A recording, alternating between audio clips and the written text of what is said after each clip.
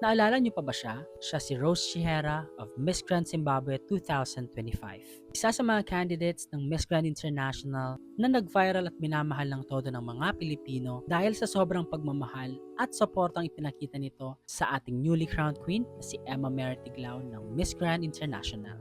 Ayun nga, nag-post siya sa Facebook asking for help. At ang sabi niya, "Can someone please connect me to a foundation that is closely linked to helping the typhoon relief in the Philippines?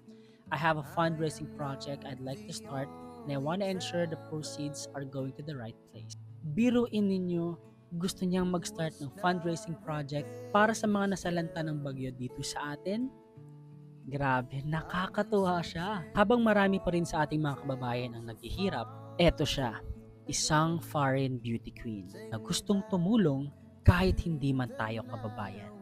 Imagine, maibang lahi at ibang bansa na handang magmalasakit para sa Pilipinas. Kaya sa sobrang dami ng Pinoy na nagmamahal sa kanya dati pa, ngayon, mas maraming nagmamahal sa kanya. Mas lalo siyang minamahal. Kasi hindi lang siya beauty queen, hindi lang siya maganda. May puso talaga. Rose Chihera, Miss Grand Zimbabwe 2025, isa lang siyang patunay na hindi mo kailangan maging Pilipino para maghandog ng malasakit at tulong sa kapwa. Kaya salamat Queen Rose, mahal ka namin.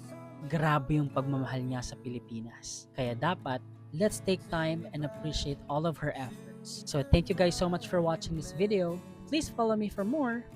Bye!